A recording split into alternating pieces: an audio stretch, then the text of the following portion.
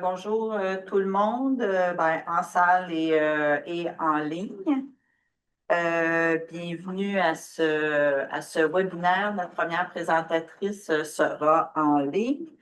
Peut-être juste petit rappel pour le bon déroulement, juste pour les personnes en ligne, n'oubliez pas de mettre vos micros sur muet. Euh, Éventuellement les activer en période de questions. Tout au long du webinaire, si vous avez des questions, les mettre dans le chat, puis en salle, les garder dans votre tête. On pourra les activer à la fin du webinaire.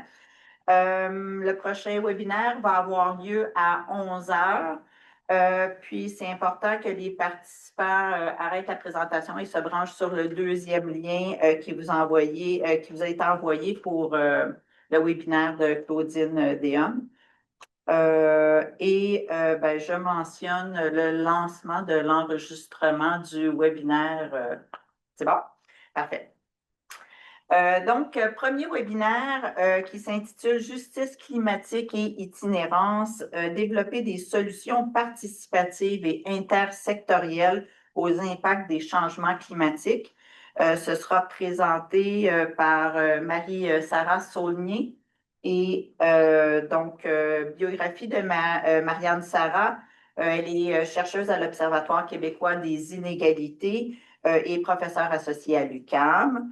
Elle est diplômée d'un doctorat en anthropologie de l'Université de Montréal, où elle s'est spécialisée dans le développement de méthodologies en recherche-action participative.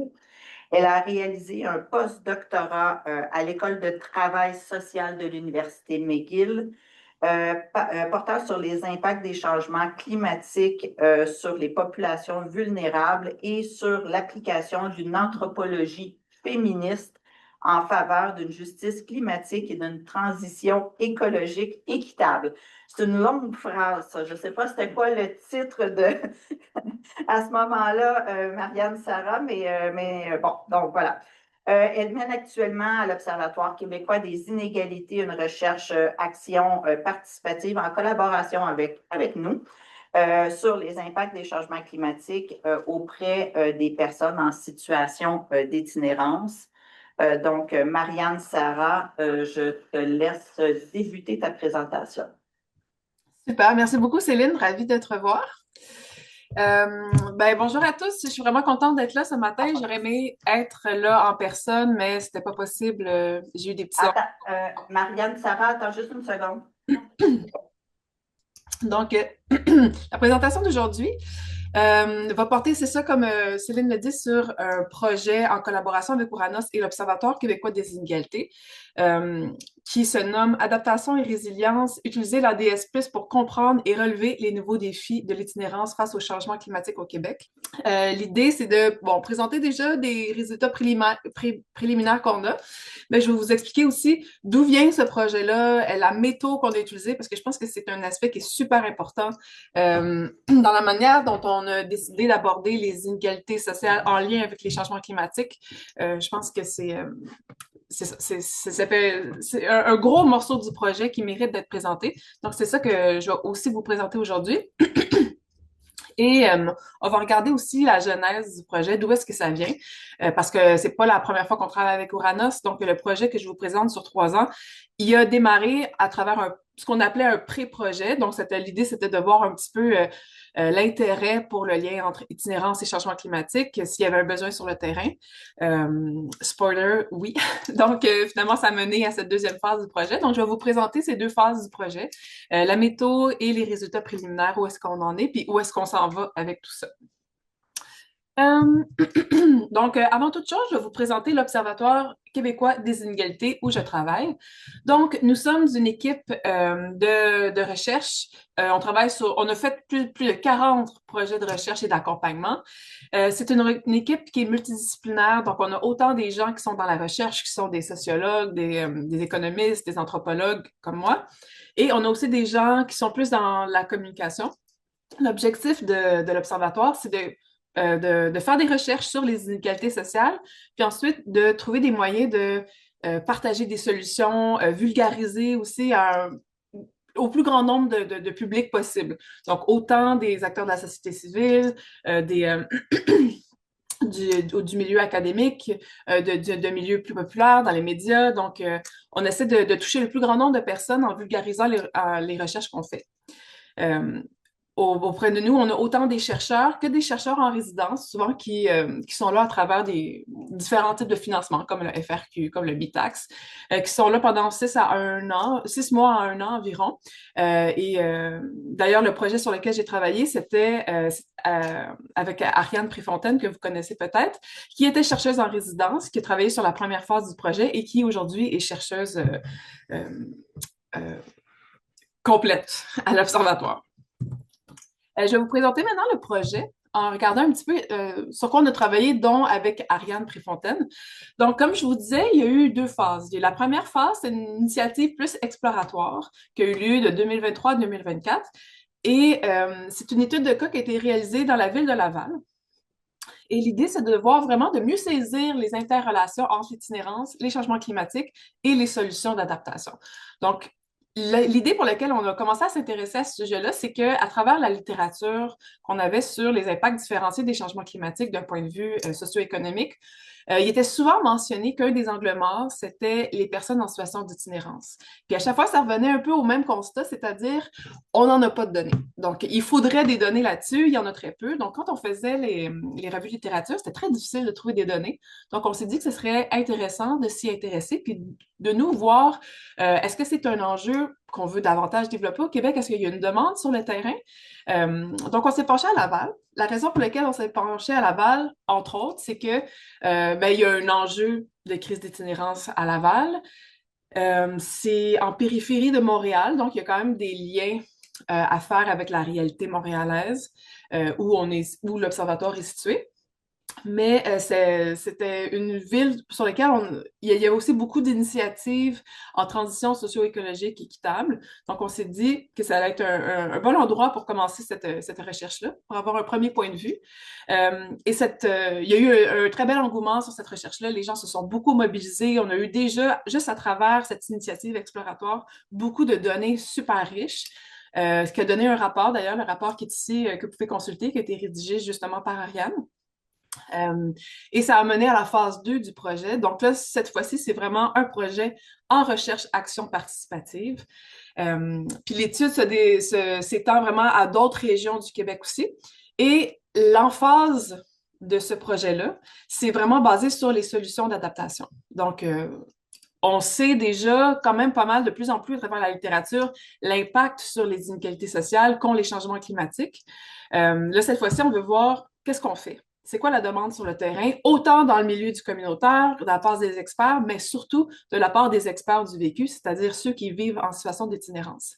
Donc, je vais vous parler de la méthodologie un petit peu plus en détail. Donc, pour ce projet-là, dont le titre apparaît, vous pouvez déjà voir sur le site d'Ouranos, mais aussi sur le site de l'OQI, quelques détails sur le projet.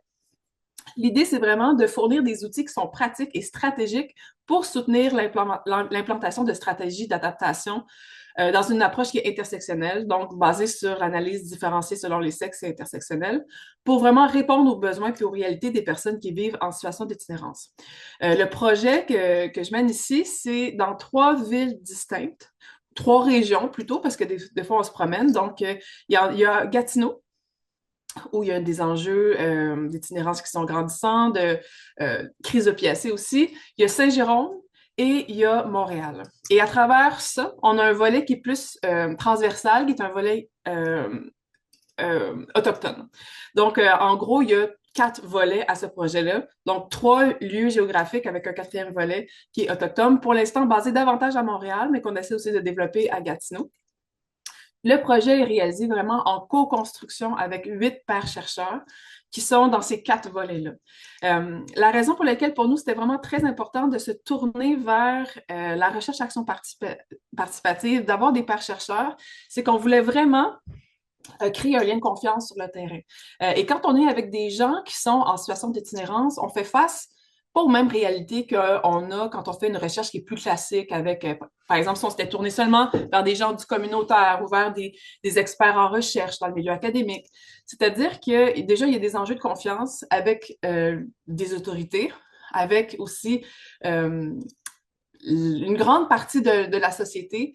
Il y a la peur de s'ouvrir, il y a des traumas, il y a beaucoup de souffrance à travers le partage qui peut nous être donné.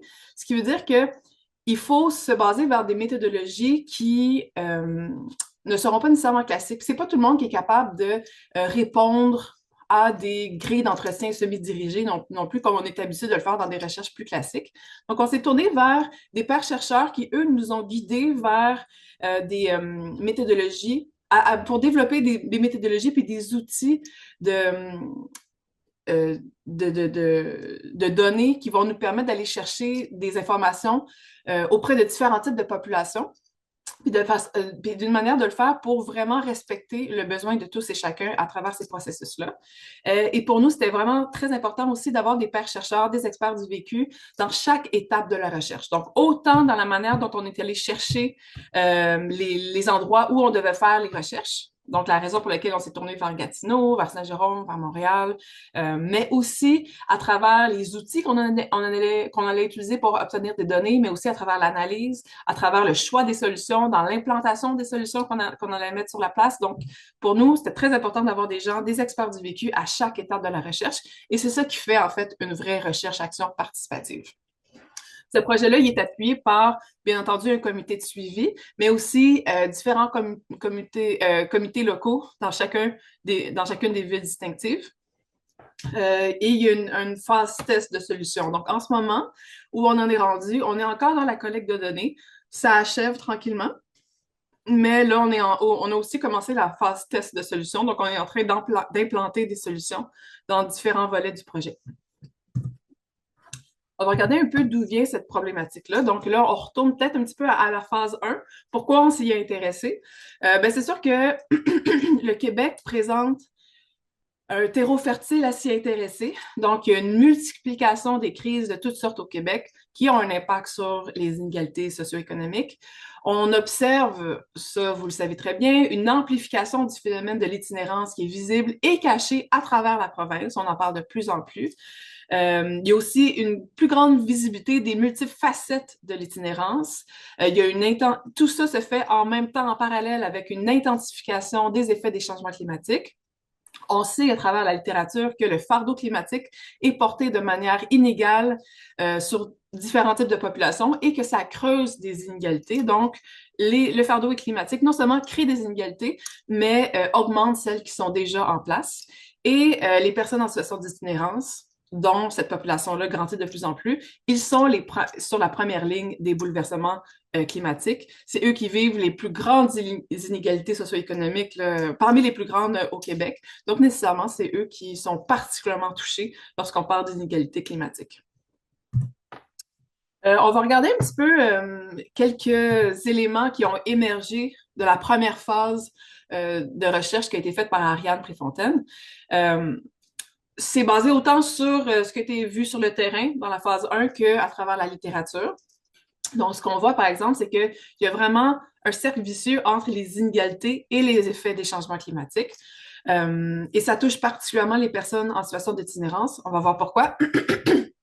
D'abord parce qu'elles sont disproportionnellement exposées aux effets des changements climatiques. Elles sont plus sensibles à ces effets-là en raison de problèmes de santé chronique, de problèmes de santé mentale, de consommation de substances. Et finalement, elles ont des capacités limitées à s'adapter aux changements climatiques en raison des grandes inégalités socio-économiques dans lesquelles elles vivent et leur situation tout simplement socio-économique. Donc, ici, on a un tableau qui montre bien ce cercle vicieux-là d'inégalité et d'impact des changements climatiques. Donc, des personnes qui vivent différents types d'inégalités multidimensionnelles et intersectionnelles, nécessairement, sont davantage exposées aux effets des changements climatiques. Ça donne une augmentation du risque de subir des répercussions négatives, plus de difficultés à s'adapter, donc leur résilience est restreinte. Ça donc creuse davantage les inégalités qu'ils vivent déjà, ça augmente leur vulnérabilité, ce qui cause encore plus d'inégalités multidimensionnelles, excusez-moi, et intersectionnelles, et ainsi de suite. Et c'est comme ça qu'on voit ce cercle vicieux s'installer et augmenter les inégalités des personnes qui sont en situation d'itinérance. Ensuite, pour résumer un petit peu l'impact différencié des effets des changements climatiques sur les personnes en situation d'itinérance, ça résume ce que Ariane a élaboré dans son premier rapport. Donc, on voit un effet négatif sur la santé physique et mentale de cette population-là, davantage de déplacements pour être capable de s'adapter au changement climatique, une diminution du bien-être et de la qualité de vie, une augmentation du taux de mortalité, une plus grande perte matérielle et émotionnelle, davantage d'inégalités, un plus grand besoin d'équipements et de vêtements divers pour être capable de s'adapter, une augmentation de fréquentation des services d'aide, une augmentation des besoins en soins et services de santé et une diminution dans la réinsertion sociale. Mais ça, c'est des éléments qu'on va voir aussi dans la deuxième phase de recherche que je vais vous présenter. Pour finir, avant d'aller vraiment plus dans la présentation de mon projet, on va regarder ensemble quelques angles morts de l'adaptation au changement climatique. Donc, ce qu'on voit à travers la littérature, puis ce qui est ressorti aussi de la première phase, c'est qu'il y a une multiplication des solutions et des plans d'adaptation qui sont mis en place au Québec, sans nécessairement prendre des données désagrégées sur différents types de populations. Et donc, nécessairement, ça met de côté certaines personnes dans la transition socio-écologique. Ça a des répercussions en termes d'équité et de justice qui est encore peu incluse à travers ces plans-là. Il y a une homogénéisation des populations vulnérables et donc l'invisibilisation des personnes en situation d'itinérance. Donc, même à travers l'outil de l'ADS+, l'analyse différenciée sur les sexes intersectionnels, si c'est mal fait, si c'est pas fait en prenant en compte comme il faut les espèces de règles qui sont derrière la méthodologie intersectionnelle, bien, on peut avoir tendance à mettre dans un paquet tous les gens vulnérables et donc invisibiliser certaines personnes qui auraient eu besoin de ressortir du lot et de vraiment mettre le focal sur certains types d'inégalités. Donc, on peut invisibiliser certaines personnes et c'est le cas souvent pour les personnes en situation d'itinérance. Et puis, une des raisons pour ça, c'est entre autres parce qu'il y a peu d'inclusion des personnes qui sont les premières concernées dans ces démarches-là. Et les personnes en situation d'itinérance, pour toutes sortes de raisons, sont souvent peu incluses dans les solutions qui sont mises en place en matière de transition socio-écologique juste. Donc, voici quelques angles morts qu'on peut voir de l'adaptation au changement climatique. Maintenant, voici quelques citations là, qui sont sorties du rapport d'Ariane. Mais l'idée derrière ça, c'est que on se rend compte à travers cette première phase de recherche qu'il y a beaucoup de gens dans la rue qui, malgré tout, réussissent à trouver des solutions pour s'adapter, on s'entend, qui sont des solutions de survie. On veut pas se rendre là dans notre société, mais on finit par s'y rendre. Mais les gens finissent par avoir des solutions dans la rue. Ils ont des idées pour être capables de s'en sortir, pour être résilients, augmenter leur résilience face au changement climatique. D'ailleurs, il y a une citation qu'on aime bien, qu'on cite beaucoup, là, juste pour démontrer à quel point les personnes dans la rue, en situation d'itinérance, sont très résilients puis ont de très bonnes idées là, pour s'adapter. On a ici un intervenant qui parlait avec Ariane puis qui a dit « Si demain, il y a un apocalypse, moi, je m'en vais pas chez des amis, moi, je m'en vais avec des personnes en situation d'itinérance, c'est eux qui vont survivre, c'est les plus forts. » Donc, c'est une façon de montrer, d'illustrer la capacité d'adaptation des personnes et des défis qui sont rencontrés pour s'adapter. Maintenant, je vais rentrer dans le projet que je vais vous présenter aujourd'hui. Je vais parler un petit peu plus de la méthodologie. Donc, ce qui est de particulier avec ce projet-là, puis c'est quelque chose que j'admire beaucoup d'Ouranos, c'est leur ouverture à aller en dehors des recherches classiques qu'on voit la plupart du temps. Donc, je les remercie beaucoup pour la confiance qu'ils nous ont faite pour développer cette méthodologie-là. C'est-à-dire qu'on a un aspect qui est plus classique. Donc des entretiens individuels et des entretiens de groupe, avec des experts en recherche, donc plus dans le milieu académique, par exemple, des gens des CIUS, des différents CIUS qui font partie de nos territoires de recherche, de la DRSP, de la santé publique, des gens des villes aussi, des personnes du communautaire et des experts du vécu. Donc, on a des entretiens individuels et de groupe à ce niveau-là. Mais de l'autre côté, comme je vous disais, il y a un gros pan de la recherche qui est vraiment basé sur la recherche à action participante pour vraiment co-créer sur le terrain et s'assurer qu'on ait vraiment la vision et le regard des personnes en situation d'itinérance, puis d'être capable de voir vraiment des solutions qui sont faites par et pour cette population-là. Donc, pour ce faire, en ce moment, dans la recherche, on a 8 chercheurs. On en a d'autres qui s'en viennent en plus, parce qu'il y a eu un très gros engouement, là, juste pour vous dire. On était supposé faire 5 ateliers sur le terrain, mais il y a eu tellement d'enthousiasme pour le projet que finalement, on a décidé de les doubler. Donc, ouais, on est rendu à 10 ateliers et il y en a peut-être d'autres qui s'en viennent. Donc, c'est extrêmement positif à quel point les gens ont décidé et ont embarqué dans ce projet-là. Donc, pour l'instant, ça a impliqué là, la formation de 8 chercheurs qui travaillent avec nous, qui nous feed là, vraiment autant sur les comités locaux que sur les comités de suivi, que sur la création d'ateliers sur le terrain. Tous ces ateliers-là sont co-créés avec ces personnes-là. Et à travers le choix d'ateliers, à travers le choix des participants aux ateliers, on s'est assuré d'avoir une ADS plus qui correspondait vraiment aux besoins dans la rue. Donc, on a bien entendu des hommes. Par exemple, on en a dans tous nos ateliers presque, là, sauf quand ce sont des ateliers uniquement de femmes, mais on en a aussi qui sont juste des hommes seulement, comme à la Maison du Père, par exemple. Mais on a plusieurs ateliers qui se font uniquement avec des femmes, autant des femmes migrantes que des femmes qui sont âgées, qui sont plus jeunes. On essaie d'avoir vraiment un portrait assez complet. On a des ateliers qui abordent davantage des personnes qui vivent en situation d'itinérance cachée. On a des ateliers qui sont faits uniquement avec des jeunes, d'autres avec des personnes issues de la communauté de LGBTQIA+, une avec des personnes migrantes. On a des ateliers avec des personnes des Premières Nations, avec des personnes âgées, avec des personnes qui ont un handicap autant visible qu'invisible. Donc, l'idée, c'était d'avoir vraiment un regard le plus complet possible sur le visage de l'itinérance et ainsi trouver des solutions qui peuvent s'adapter à tous ces types de populations pour être sûr qu'on laisse personne derrière. Maintenant, le terrain, ça, c'est des petites photos qui viennent d'ateliers qu'on a fait là, durant l'automne avec différents partenaires. Donc, je vous donne quelques exemples. On s'est vraiment amusé là, à faire plein d'ateliers différents. Notre but, c'était de faire des tests aussi. Alors, quand on avait une formule qui était gagnante, c'est arrivé qu'on la refasse, mais souvent, c'est pas parce qu'une formule est gagnante à un endroit que ça va l'être pour l'autre après. C'est la raison pour laquelle on essaie toujours de parler à nos pairs chercheurs pour adapter les ateliers en fonction du lieu où est-ce qu'on s'en va. C'est super important. C'est la raison pour laquelle ça nous a amené dans toutes sortes de directions. Donc, on a fait, par exemple, des lignes du temps. Pour la ligne du temps, ça, on le voit sur la photo, la première photo en haut, avec les cartons jaunes. Donc, c'est un grand fil qu'on pose sur une table qui est divisé en 4 saisons.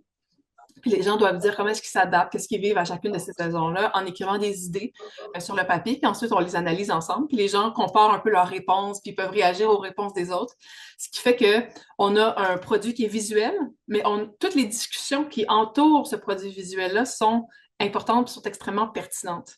Donc, il y a 2 produits au bout du compte. Puis, ce qui est le fun avec la recherche action participante, c'est que la plupart des produits sont très artistiques. Donc, à la fin, non seulement les gens ont beaucoup discuté, mais on repart avec quelque chose. On a des murales, par exemple, on a une grosse murale qui va être faite très bientôt là, sur un immense tableau où les gens parlent les gens dans la rue parlent de la manière dont ils vivent leurs craintes face au changement climatique.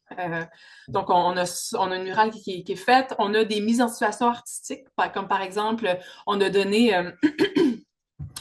ça c'est la deuxième photo où on voit des crayons avec des gros cartons sur une table. On a mis des mises en situation aux gens, comme par exemple, ils se lèvent un matin et il fait extrêmement chaud, ils doivent se trouver un endroit, et ils doivent s'organiser pour la journée, qu'est-ce qu'ils font? Une autre mise en situation, c'est pour montrer des froids extrêmes. L'autre, c'était pour montrer un peu le gel des gels. Donc, c'est l'hiver, il fait super froid, là, tout d'un coup, il pleut. Comment ils s'organisent pour la journée. Puis, ils devaient s'exprimer à travers des collages, à travers de la peinture, à travers des dessins, mais aussi, ça peut être aussi des mots-clés. Puis de là sort énormément d'informations super intéressantes. Et ça fait aussi que les gens ont du fun, tu sais, il y a de la bouffe en même temps, ils peuvent dessiner, ils parlent entre eux, donc ça reste aussi un moment qui est agréable pour les personnes.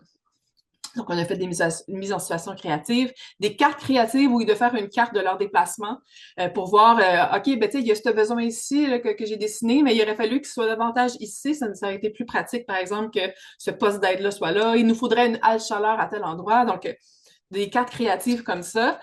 Il y a eu aussi la trousse de création, la création de trousses de survie. Ça, c'est quelque chose qui a été fait à la Maison du Père. Donc, ce qui est intéressant, c'est qu'on l'a fait, cette création de trousses de survie avec des hommes, mais là, on va la faire bientôt avec des femmes. Puis on voit que déjà, juste quand on en parle avec les femmes, les besoins ne sont pas pareils du tout. Il y a beaucoup d'éléments pour les femmes, par exemple, qu'on ne retrouve pas chez les hommes. Et il y a un aspect d'empathie qui est super intéressant, comme par exemple dans la création de trousses de survie. L'idée, c'est pas juste de faire une trousse pour soi, mais qu'est-ce que tu mettrais dans la trousse de quelqu'un que tu aimes face à ce que tu as déjà, face à tout ton vécu. Ce qui fait que les gens se connectent beaucoup à l'empathie en même temps, ils se connectent à leur vécu, puis ils regardent qu'est-ce qu'ils auraient eu besoin dans leur trousse de survie pour s'adapter davantage au changement climatique quand ils sont dans la rue. Donc, ça aussi, c'est quelque chose qui marche beaucoup et quelque chose qu'on va faire très bientôt, comme je vous dis, avec des femmes. On a fait des collages. Ce qui est intéressant, c'est, par exemple, avec les regroupements autochtones, on en a un, entre autres, à Montréal, qui est un gros coup de cœur là, pour nous, Tlachiwak, qui est un regroupement par et pour d'artistes autochtones en situation d'itinérance.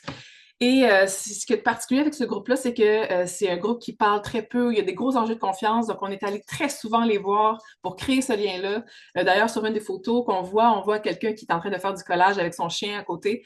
Donc, souvent, on est venu, j'ai amené mon chien, moi aussi, pour qu'on puisse jouer ensemble. C'est dans un sol d'église. Et pour faire émerger la parole, en premier, on a fait un collage sur leur lien avec le climat. Euh, et puis, de ce collage-là a émergé quelques infos, mais ça n'a pas été facile parce que on a fait ce collage-là, cette activité-là en lien, en collaboration avec Architecture sans frontières, qui, eux, travaillaient déjà avec eux, puis ils nous disaient que, tu sais, faire émerger la parole auprès d'eux, c'était quelque chose qui n'était pas facile, qui était souvent associé à beaucoup de trauma. Et on a fini par faire plusieurs ateliers avec eux pour que finalement, ça finisse en prenant toujours les éléments qu'on sortit des autres ateliers en tableau où les gens lançaient des idées sur qu'est-ce qu'ils ont besoin, qu'est-ce qui manque à Montréal, c'est quoi les besoins pour s'adapter au changement climatique. Puis à la fin, les gens levaient la main, il y avait plein de choses à dire. Donc, autant au départ, ça a été très difficile, mais à force de créer un lien de confiance, à force de faire des ateliers créatifs, on a réussi à faire émerger les éléments sur lesquels ils étaient capables de parler. Puis à la fin, non seulement c'est devenu extrêmement riche, d'ailleurs, la photo du milieu, dans les trois photos, là, c'est des éléments qui ont ressorti de discussion avec eux. Il y avait tellement de stock que finalement, c'est avec eux qu'on fait le plus de mise en place de solutions parce qu'ils nous ont donné vraiment beaucoup d'excellentes idées.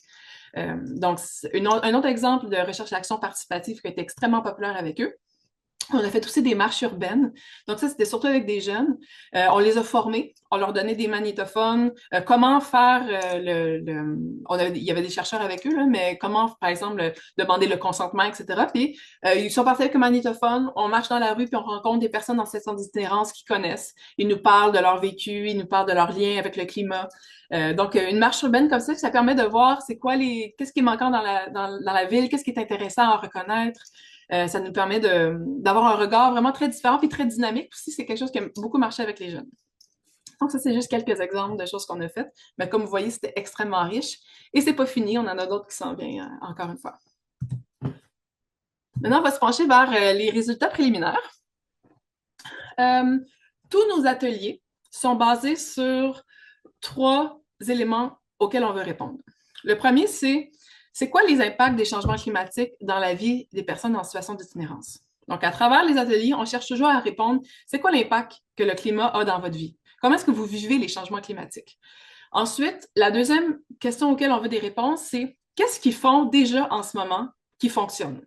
Ça ne veut pas dire que c'est des solutions qu'ils ont qui sont optimales, mais qu'est-ce qu'ils font déjà, eux, avec leur pouvoir, avec qu'est-ce qu'ils peuvent faire qui fonctionne déjà pour être capable de s'adapter au changement climatique.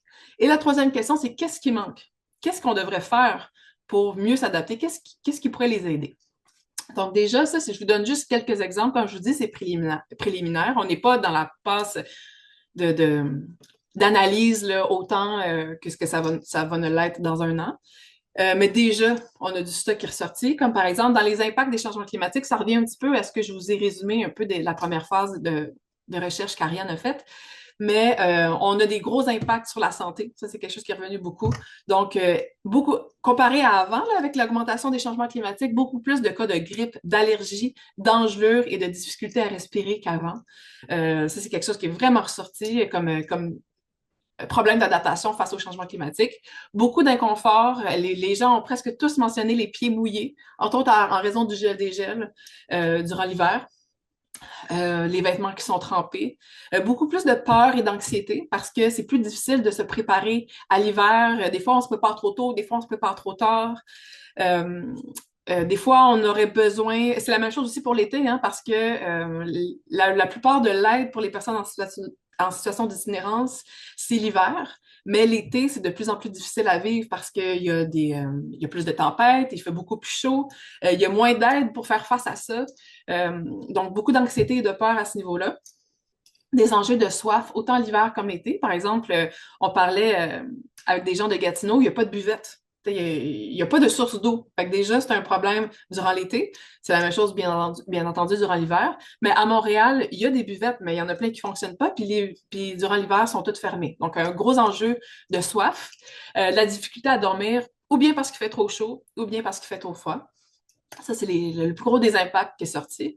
Maintenant, qu'est-ce qui est déjà fait? Bien, les gens nous disaient qu'en raison des changements climatiques, ils sont obligés de essayer d'économiser le plus de Ziploc qu'ils trouvent à travers l'année pour les garder, pour être capables de garder leurs choses au sec. Il y en a qui racontaient, par exemple, que pour être capable de garder leurs choses au sec durant l'hiver, ben, ils prenaient même les sacs de vidange qu'on retrouve dans les poubelles de la ville, ils les vidaient, ils les retournaient de bord, puis ils pouvaient mettre leur manteau à l'intérieur ou leurs vêtements pour pas qu'ils soient mouillés. Parce que ça, c'est un enjeu qui ne vivait pas autant avant. Donc, de plus en plus de besoin de garder leurs choses au sec, autant l'été comme l'hiver. Le besoin encore plus grand de se réchauffer dans des haltes chaleur, des haltes fraîcheur aussi.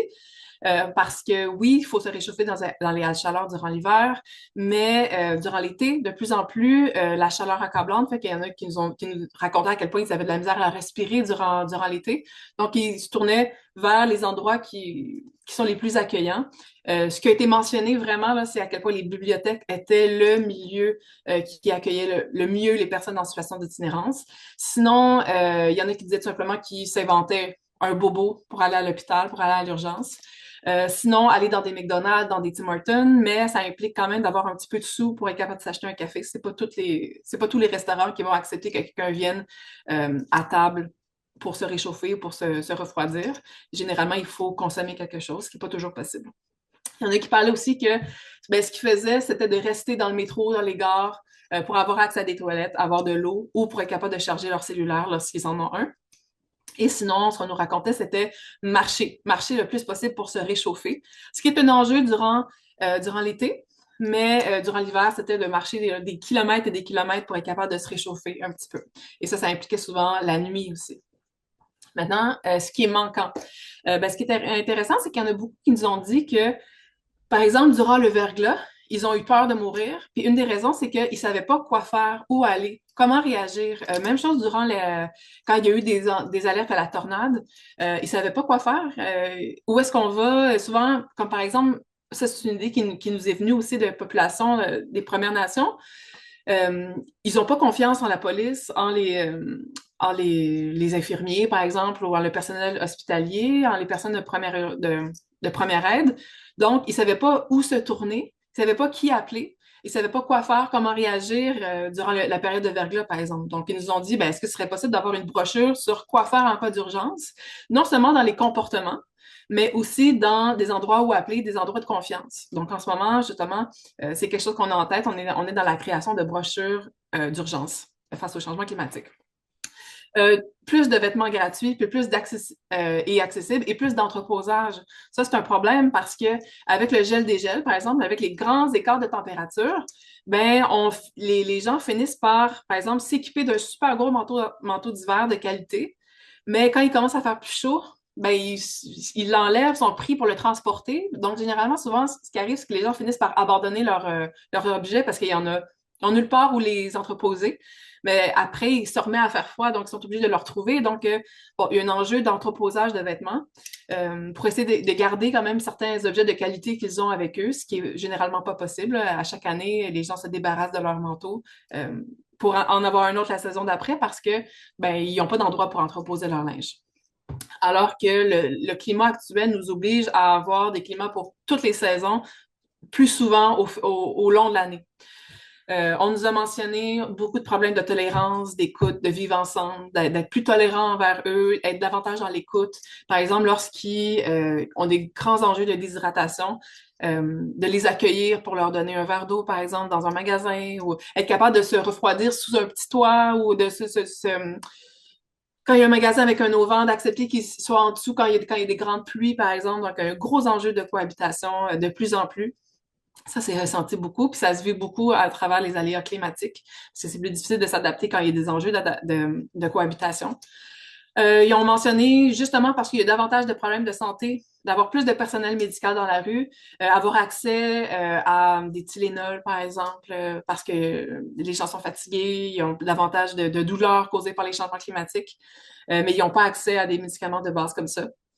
Avoir accès à plus d'eau, autant l'été comme l'hiver, à des toilettes, à du transport gratuit aussi, parce que des fois, entre l'endroit où ils vont dormir et l'endroit où ils vont être capables d'avoir un repas, ça peut être, la marche peut être très longue ou avoir accès à des vêtements ou avoir une aide quelconque pour leur journée, ben le transport peut être très long. Souvent, ça se fait à pied. Ils n'ont pas le 3,50 pour payer le métro ou l'autobus. Donc, avoir davantage de transport gratuit. Et aussi, durant le grand froid, ouvrir les églises pour dormir. C'est quelque chose que les gens mentionnaient parce que ben, ils sont de plus en plus vides. Il y a des sous-sols d'églises, par exemple, où les gens pourraient dormir, mais où les gens ne dorment pas. Donc, ils ont vu cette possibilité-là comme un bel endroit pour habiter la ville de façon paisible sans déranger personne. Je vous disais qu'on était déjà dans la phase test de solution. Donc, c'est déjà mis en place. Ce qu'on ressort de ce projet-là, ce qui est intéressant, mais qui pose aussi un problème, c'est que qu'il y a deux solutions qui émergent, deux types de solutions. Des solutions qui sont plus temporaires, que j'appellerais là, en bon français band-aid un peu, là, comme ça pose un pansement sur un problème qui ne sera pas réglé. Mais par contre, ça aide les gens à survivre dans la rue face au changement climatique. Donc, il y a ça. Puis de l'autre côté, il y a des solutions qui sont plus structurantes, qui ne relèvent pas de l'OQI, des solutions qu'on ne peut pas mettre, nous, nécessairement en place, qui relèvent davantage de financement, de volonté politique aussi. Les gens ont toutes sortes d'idées à ce niveau-là. C'est sûr que nous, c'est pas quelque chose qu'on peut mettre en place, mais à l'OQI, avec l'aide d'Uranos, on peut mettre en place certaines idées qui sont davantage temporaires. Puis la raison pour laquelle c'est quand même, ça reste quand même intéressant, c'est que il y a des solutions là-dedans qui, oui, sont temporaires, mais qui peuvent devenir structurantes avec le temps. Donc, nous, on a déjà commencé à mettre en place autant dans ces deux types de solutions-là. Comme par exemple, dans les solutions temporaires, nous, ce qui nous est revenu souvent, c'est la difficulté de sécher le linge durant l'hiver. Qu'il y avait de plus en plus de problèmes de linge mouillé, entre autres à cause des changements de température. Donc, un de nos partenaires, par exemple, on leur a trouvé une sécheuse. Et l'idée derrière ça, c'est que, par exemple, sur Marketplace, il y a plein de gens qui donnent du stock, qui donnent des électros parce qu'ils s'en achètent des nouveaux, mais qui sont encore bons. Donc, on a réussi à faire des dons ou achats à prix très modique là, pour un organisme, par exemple. Donc, on les a équipés avec ça. On les a équipés en faisant aussi un lien avec l'endroit où ils sont présentement hébergés, justement dans un sous-sol d'église, en faisant des liens avec eux. Je vous disais qu'on a fait des trousses pour l'hiver. En fait, on a fait des idées de trousses pour l'hiver. Notre idée, c'était ensuite pas de créer ces trousses-là parce qu'on n'a pas le budget pour ça, pour créer des trousses pour tous, mais c'était de partager ces idées-là à des gens qui font déjà des trousses. Comme par exemple, on sait que le CIUS des Laurentides en fait. L'Anonyme fait des trousses aussi. Donc, on leur a partagé nos idées. Ils nous ont dit qu'est-ce qu'eux, ils font, puis ils nous ont dit, ben, nous, dans la rue, on nous a dit qu'on pouvait ajouter ça, face à ce qui est vécu face au changement climatique. Donc déjà, ça donnait des nouvelles idées pour améliorer un enjeu qui existe déjà. Donc ça, c'est une idée de solution temporaire, donc trousse de survie, mais qui est qui permet d'améliorer des trousses qui existent déjà, qui sont prises déjà par le système. On est en ce moment en train d'aider beaucoup à créer des espaces de rangement. Donc, ça peut être autant des bacs qui sont mis dans la ville avec un cadenas pour certaines personnes en situation d'itinérance où ils peuvent aller chercher ou mettre leur manteau à certains endroits. Autant des nouveaux manteaux que leurs manteaux à eux. Donc, ils peuvent faire des switches. Donc, on est en train de créer ça en ce moment. On a aussi fait beaucoup de demandes de dons de vêtements pour certains groupes. Donc, il y a une idée de solution qui peut devenir plus structurante à travers cette notion-là de bac, mais ça demande quand même une notion de cohabitation sociale, c'est-à-dire que, par exemple, nous, on a accepté dans l'église où on est, par exemple, où il y a des personnes en situation d'itinérance qui vivent, de mettre un bac, mais il faudrait qu'il y ait davantage de gens qui acceptent d'avoir un bac proche de leur édifice, par exemple.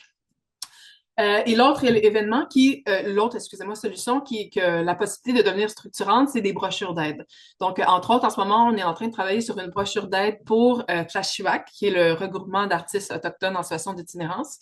Eux, c'est vraiment quelque chose qu'ils nous ont demandé, des comportements à avoir durant des aléas climatiques, les grands froids, les grandes chaleurs, quand il y a du verglas, etc., des trucs comme ça, mais aussi des ressources d'aide qui sont euh, euh, de confiance donc envers eux. Donc, c'est pas les mêmes ressources d'aide que d'autres, comme par exemple le CLSC en ferait pas partie nécessairement. Je donne un exemple comme ça, mais ou la police, ou même certains regroupements d'aide autochtones pour personnes en situation d'itinérance en ferait pas nécessairement partie. Là. Je dis pas que c'est le cas, mais pour vous montrer que c'est se tourner vers d'autres regroupements. Et ça implique nécessairement aussi faire des mises en relation, s'assurer que des personnes de faire rencontrer, par exemple, la CHUAC avec d'autres groupements pour qu'ils se rencontrent puis voir s'il peut avoir ce lien de confiance-là qui se crée. Puis à ce moment-là, créer un réseau de confiance à travers différentes sources qu'ils n'auraient peut-être pas connues, mais qui existent pourtant. Donc, ce qu'on réalise aussi, c'est qu'il y a un manque de communication entre différents regroupements pour être capable de créer ce lien de confiance-là, puis d'aider cette cohabitation-là et donc cette adaptation au changement climatique. Dans les solutions qui sont plus structurantes, comme je vous disais, par exemple, pour les trousses de survie, c'est de faire des partages stratégiques à certaines personnes. Comme par exemple, là, on est en train de développer un beau partenariat avec la DRSP de Montréal où on va leur partager nos solutions qu'on a eues auprès des personnes en situation d'itinérance pour qu'ils les rajoutent dans leur rapport du VRAC Parc, par exemple. Ça, c'est une idée. Même chose aussi, on a partagé nos idées de trousses d'hiver au CIUS des Laurentides pour qu'ils les rajoutent dans les trousses qu'ils font déjà aux personnes en situation d'itinérance pour les bonifier. Sinon, on travaille bientôt sur une collaboration avec les ateliers Hublot, qui est pour la gestion de l'eau, cette fois-ci à Gatineau. On travaille avec Architecture sans frontières qui vont nous aider à faire davantage d'espaces de rangement justement dans la ville pour permettre cette adaptation-là. Mais aussi, dans les enjeux qui ont ressorti, face au changement climatique, c'est pas juste des enjeux de confort, mais des enjeux d'avoir accès à l'environnement. C'est-à-dire que en ce moment, par exemple à Montréal, les personnes en situation d'itinérance ont pas et autochtones, dans ce cas-ci, n'avaient pas l'impression qu'ils étaient capables de profiter réellement de l'environnement en raison des changements climatiques parce qu'il fait trop chaud, parce qu'il fait trop froid, parce qu'ils n'ont pas accès à la nature comme ils voudraient. Donc, c'est un aspect qui est partagé avec Architecture sans frontières pour voir comment est-ce qu'on pourrait s'assurer que ces personnes-là puissent davantage faire un avec la nature, comme ils nous l'ont demandé, comme ils nous ont dit. Ils l'ont mentionné vraiment comme un effet des changements climatiques. Donc, on trouvait que c'était une façon qui était quelque chose qui était possible de faire. Par exemple, eux, avec Architecture sans frontières, ils ont déjà créé un jardin communautaire, mais là, on se disait qu'on pourrait aussi ajouter des ruches. Ce qui revenait aussi à travers tout ça, c'était l'idée qu'ils ont envie aussi de se mobiliser pour l'environnement. Donc, on veut les aider aussi à travers ça, autant en améliorant leur jardin communautaire, mais aussi en ajoutant des ruches, par exemple, en leur donnant la possibilité de planter des arbres ou des fleurs, d'être capable de prendre soin de la terre. Donc, c'est quelque chose qui est revenu aussi à travers ça, puis aussi d'en profiter.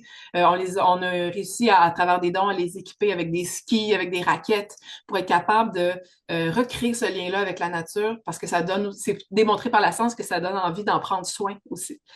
Euh, et finalement, ben, comme je le disais tantôt, de faire davantage de mise en relation.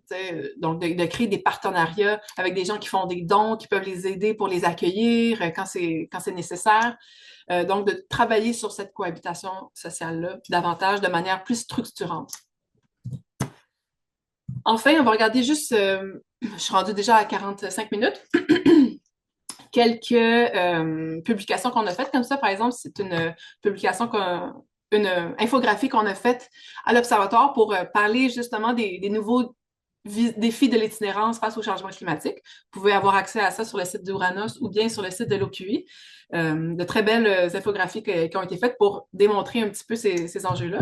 Puis finalement, les principales références sur le sujet que je vous ai parlé aujourd'hui, autant le premier rapport qu'Ariane a fait que différents articles qui sont sortis et même vidéo TikTok que Ariane a fait sur le sujet.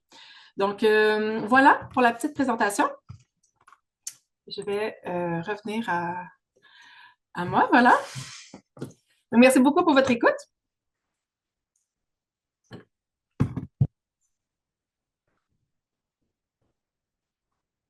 Regardez, je pense que dans le chat, il n'y a pas de questions, mais je suis ouverte à continuer la discussion, bien entendu. OK. Bonjour, merci. Merci Ariane.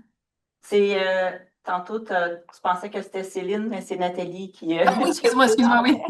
C'est pas grave. Donc, merci beaucoup pour cette présentation-là. J'ouvre d'abord les questions à la salle, puis ensuite je reviendrai. Vous pouvez écrire vos questions si vous en avez pour Marianne Sarah dans le chat. Alexandre? Oui, bien, merci pour la présentation. Là, je trouve que c'est vraiment inspirant comme démarche. Je voulais savoir un peu les pairs chercheurs, qu'est-ce que c'est en quelques mots? Ouais, pairs chercheurs, c'est des gens qui sont pas du milieu de la recherche. Donc, par exemple, tu sais, moi, j'ai un doctorat en anthropologie, je travaille avec des étudiants qui font de leur maîtrise, etc. Là, on n'est pas là-dedans, pas en tout. C'est des gens qui sont pas du milieu académique, mais qui ont une expérience vécue. Donc, généralement, c'est des gens qui ont vécu en situation d'itinérance ou qui sont en situation d'itinérance.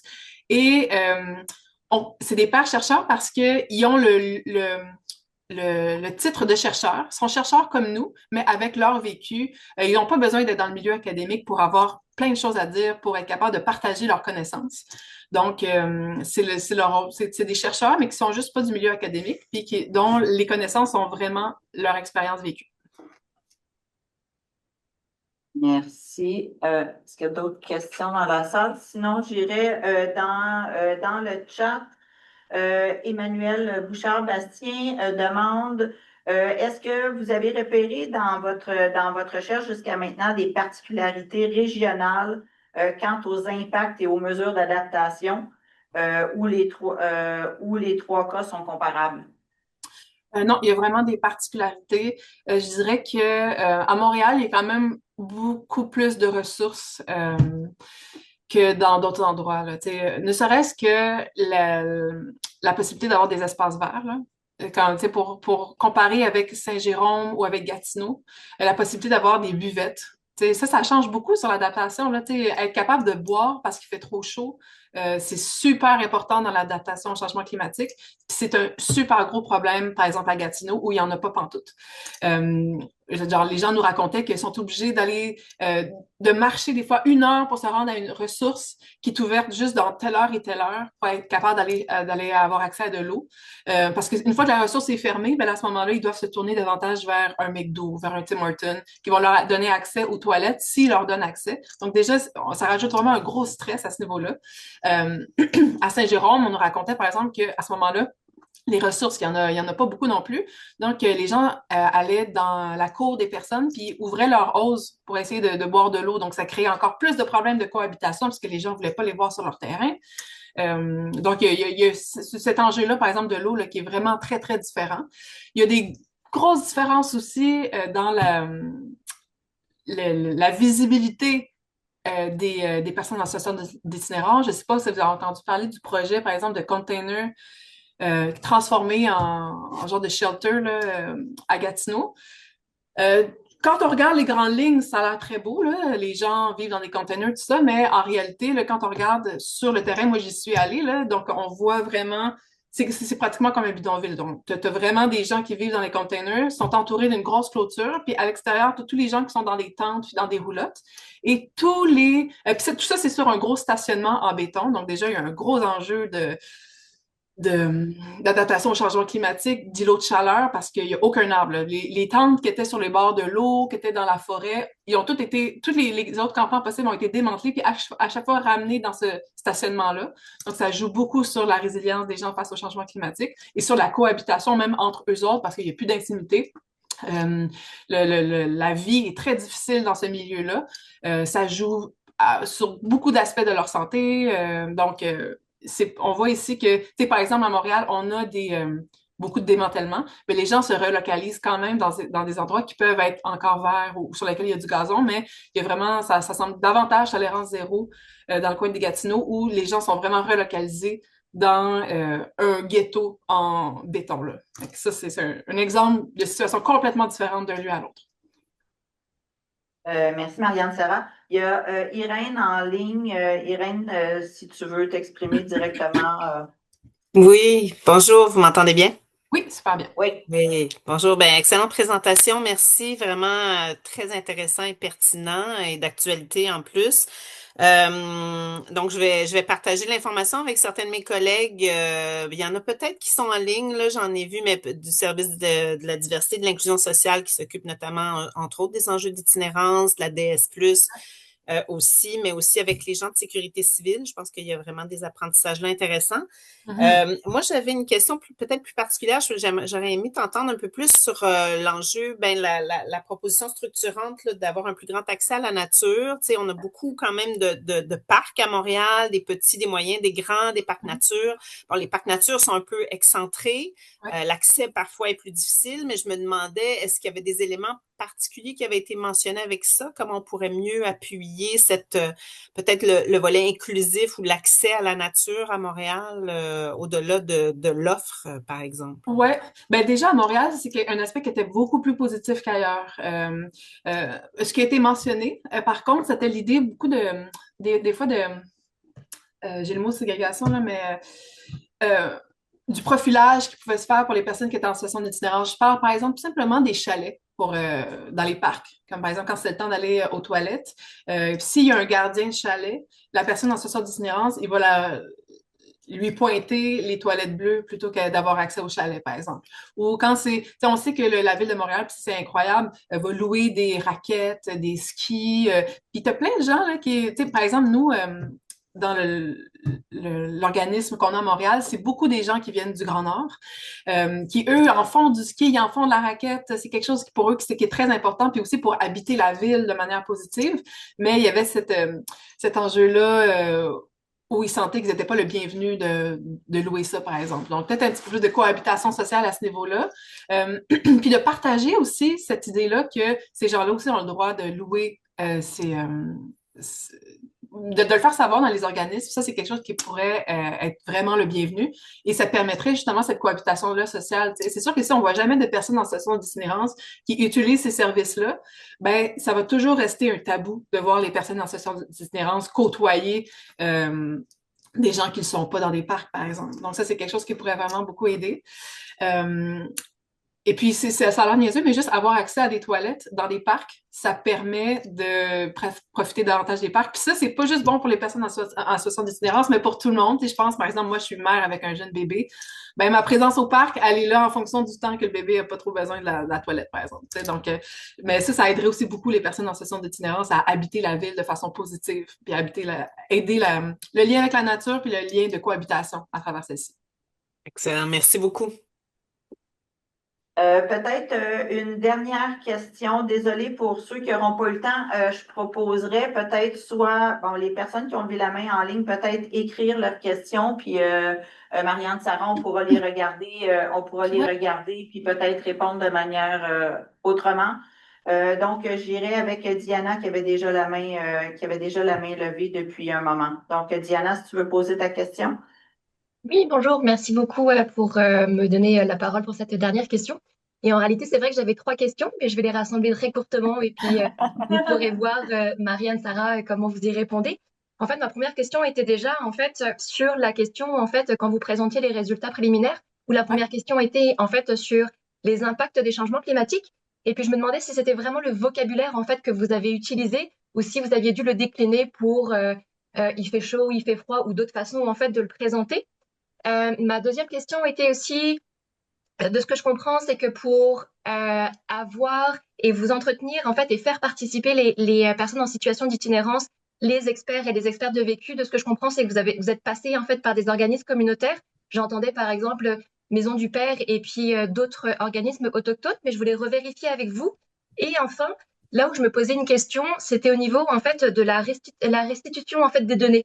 Je ne sais pas en fait si vous avez déjà pensé à comment vous allez faire justement cette restitution de données avec justement les personnes concernées, ou si justement le fait que vous étiez déjà dans la phase de mise en place de solutions permettait finalement déjà de montrer finalement à ces personnes concernées qu'elles n'étaient pas uniquement là en fait pour pouvoir soutenir de la recherche, mais que finalement il y avait des actions qui étaient prises par la suite. Merci beaucoup. Alors, que de questions pertinentes. Donc, Euh, d'abord, pour celle de la... Oui? Marianne Sarah, je m'excuse, je vais juste peut-être te demander d'en choisir une des trois parce qu'en fait, comme on a un autre webinaire qui commence Ah dans oui, pas tellement longtemps, puis ensuite, à la limite, on pourra répondre autrement, comme j'ai mentionné. parfait. Merci. Ben, je vais y aller avec le vocabulaire. Je pense que c'est important quand on parle de recherche-action participative. Effectivement, on ne pouvait pas parler juste de changement climatique comme ça de même en prenant pour acquis que les gens savaient de quoi on parlait. À chaque fois qu'on faisait un atelier, non seulement on avait des experts de vécu qu'on avait formés. Donc, tantôt, je vous ai montré des infographies, mais ça, c'est quelque chose qui était partagé déjà d'avant. Donc, on les a formés vraiment pour vrai. Tu sais, on a fait des rencontres avec eux. Ils ont été payés pour ça aussi, bien entendu. D'ailleurs, tous les participants à notre recherche sont payés. Mais pour ce qui est du vocabulaire, ben, avant chaque atelier, on faisait aussi une formation. Donc, on expliquait c'était quoi les changements climatiques, c'est quoi des exemples d'aléas climatiques, qu'est-ce que ça veut dire. Puis, on prenait toujours des termes qui étaient vraiment là, faciles à comprendre. On parlait de grande chaleur, on parlait de smog, on avait des photos. Notre but, c'était vraiment de sentir que les gens comprenaient vraiment. Puis, parce que le lien sur ton vécu et les changements climatiques n'est pas si évident. Même pour des gens qui sont pas dans la rue, là, tu sais, c'est pas si facile de comprendre que les inégalités augmentent en raison des changements climatiques. Il faut qu'on comprenne ce lien-là. Puis nous, on s'est toujours assuré que les gens comprennent c'est quoi les changements climatiques, c'est quoi les effets, pour qu'ils soient capables de nous parler réellement de l'effet des changements climatiques dans leur vie. Donc, beaucoup de vulgarisation. Merci beaucoup. Ça clôt il y avait vraiment plein d'autres questions là. Fait que Marianne, Sarah, c'est sûr qu'on va recommuniquer. Absolument. Puis on va essayer de renvoyer les réponses justement aux gens qui auront posé ces questions-là. Il y a eu aussi plein de bonnes suggestions et ça aussi, c'est pas sous forme de questions, mais ça aussi, ça te sera transmis. Donc voilà, ça clôt le premier webinaire, puis le deuxième va suivre dans pas tellement long. Donc, je rappelle ceux qui veulent suivre le deuxième webinaire, il faut fermer celui-là puis se brancher sur l'autre lien. Parfait, merci Oui, Nathalie. Marianne, Je me permettrai juste un petit commentaire. Si vous avez des voyez. questions, n'hésitez pas à m'écrire. Nathalie, tu peux partager avec plaisir mon courriel. Et si jamais vous voulez collaborer pour mettre en place des solutions, etc., on prend tout ce qui passe. Fait que, n'hésitez pas à m'écrire. Merci. Parfait, au revoir.